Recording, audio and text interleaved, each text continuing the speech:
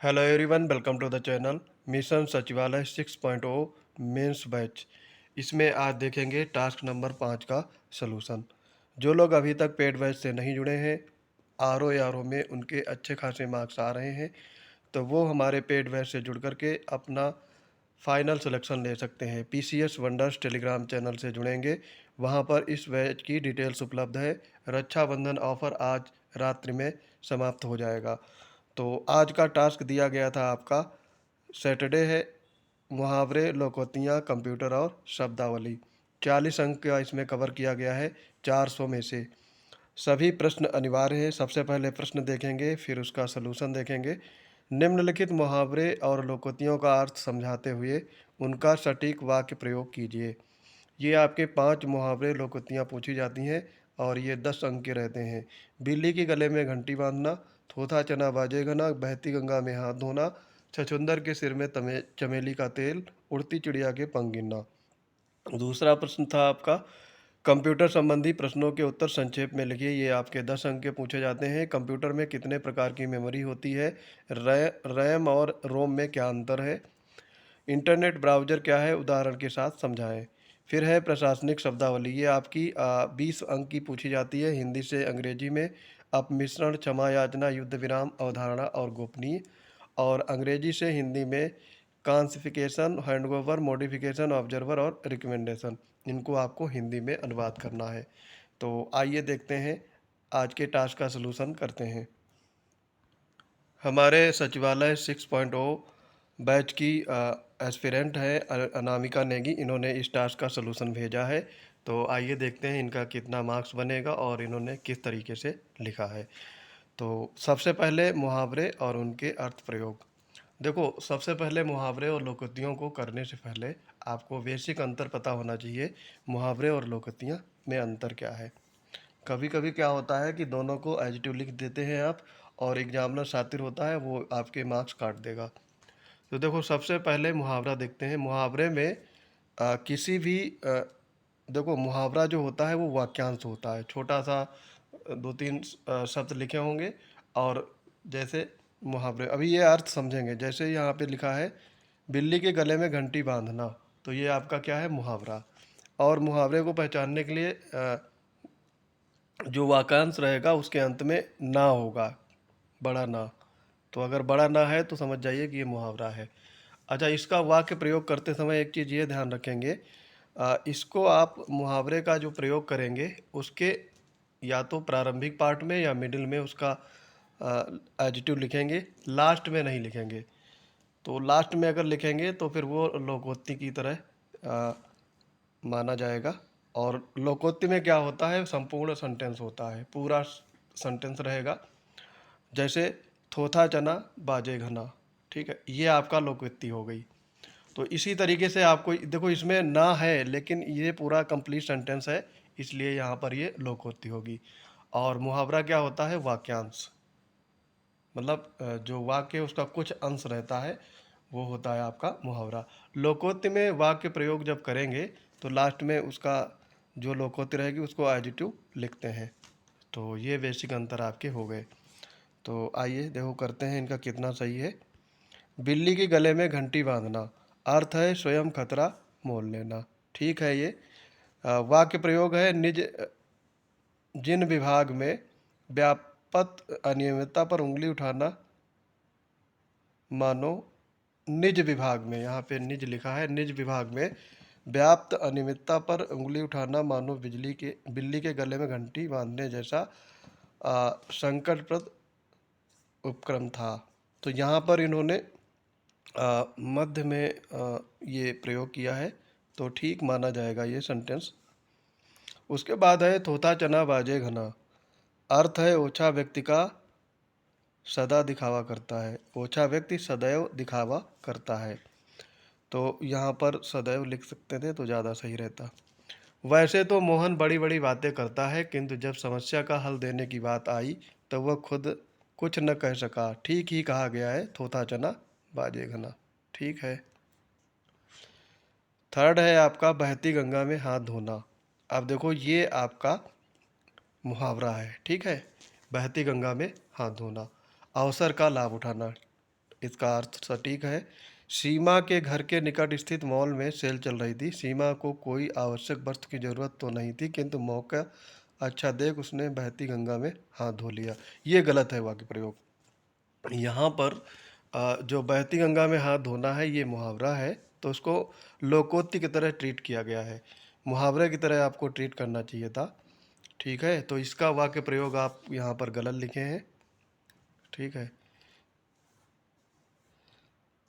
सीमा के घर सीमा ने बहती गंगा में मानो हाथ धो लिया, क्योंकि उनके बगल में मॉल की सेल चल रही थी और उनको वो सामान ज़रूरी था। इस तरीके से भी इसको लिखा जा सकता था। उसका अर्थ एक ही रहता, लेकिन लिखने का तरीका बदल जाएगा।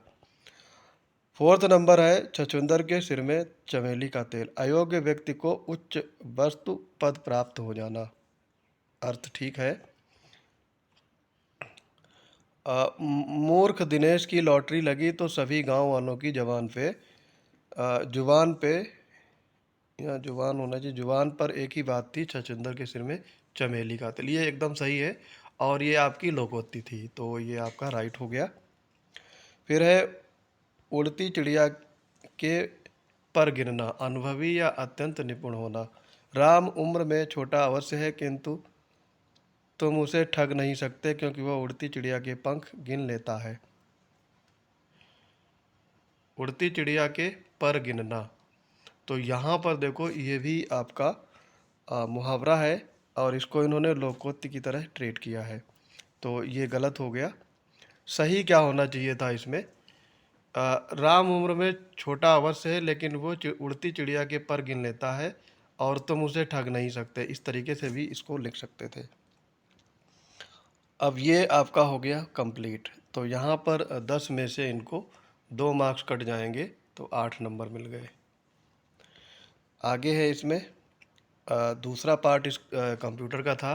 कंप्यूटर ब्राउज़र एक प्रकार का सॉफ्टवेयर प्रोग्राम होता है जिसका मुख्य काम वेब सर्वर में से इंटरनेट पर मौजूद वेबसाइटों और वेब पेजों की जानकारी प्राप्त करना और उसे उपयोगकर्ता के लिए समझने योग्य रूप में प्रदर्शित करता है। ठीक है, ब्राउज़र के बिना हम वेब पेज को देख नहीं सकते, क्योंकि ये HTML जावास्क्रिप्ट जैसी भाषाओं में लिखे होते हैं। इंटरनेट ब्राउज़र के मुख्य कार्य इन्होंने बताए हैं: URL अनुरोध भेजना, डेटा प्राप्त करना, रेंडरिंग अर्थात डाउनलोड की गई फाइलों को प्रोसेस करके आपकी स्क्रीन पर सही तरीके से दिखाना, यूजर इंटरफेस प्रदान करना जैसे टैब्स, बुकमार्क, हिस्ट्री इत्यादि को, जो ब्राउजिंग को सुविधाजनक बनाते हैं, और सुरक्षा प्रदान करना, वायरस, मालवेयर या फिर अन्य खतरों से बचाने के लिए सुरक्षा प्रोटोकॉल जैसे HTTPS का पालन।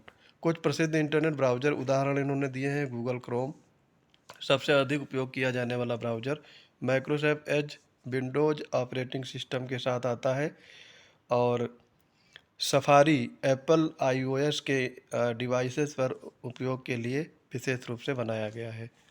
काफ़ी ठीक लिखा और इनकी राइटिंग बहुत अच्छी है, तो इनको मेंस आंसर राइटिंग में काफ़ी बेनिफिट मिलने वाला है।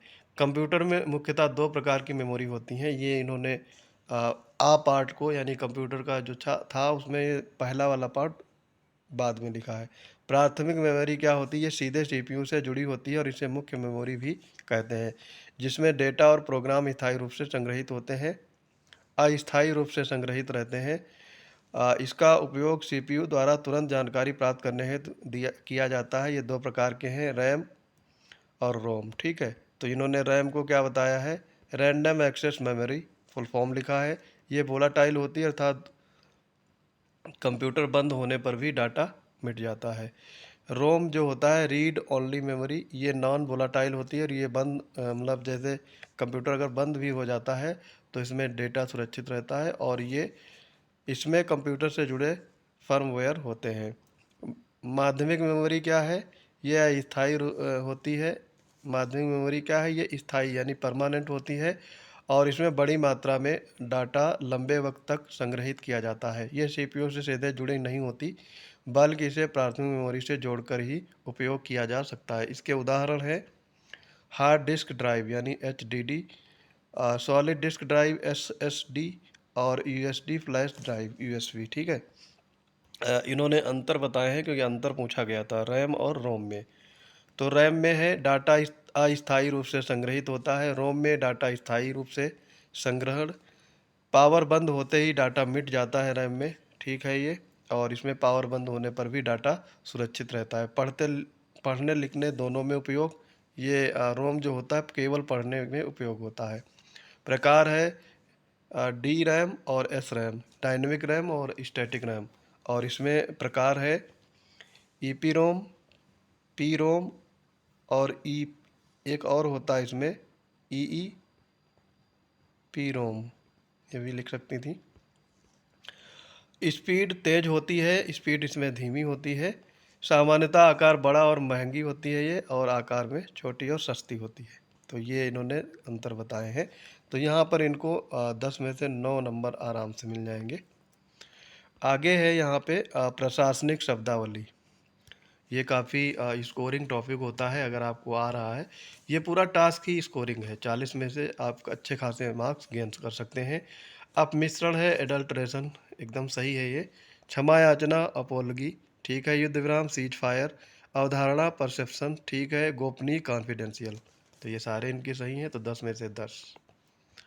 और फिर है अंग्रेजी से हिंदी में कॉन्फिस्केशन, ये होता है जब्ती, या यहाँ पर अपहरण भी लिख सकते हैं। हैंडओवर, हस्तांतरण। मॉडिफिकेशन, संशोधन। ऑब्जर्वर, प्रेक्षक या पर्यवेक्षक, ठीक, दोनों सही होते हैं। रिकमेंडेशन मतलब सिफारिश, ये भी सही है, तो 10 में से 10 यहाँ पर भी मिल जाएंगे, ठीक है। तो इनके टोटल जो मार्क्स बन रहे हैं 40 में से इनके 37 मार्क्स मिलेंगे यहाँ से। तो इन्होंने एक्सीलेंट ये लिखा है, एक्सीलेंट इनको मार्क्स मिलने चाहिए, काफ़ी अच्छा है। तो आप भी हमारे साथ जुड़ करके मेंस आंसर राइटिंग लिख सकते हैं और अपनी सीट पक्की कर सकते हैं। उसके लिए आपको पीसीएस वंडर्स टेलीग्राम चैनल से जुड़ना होगा।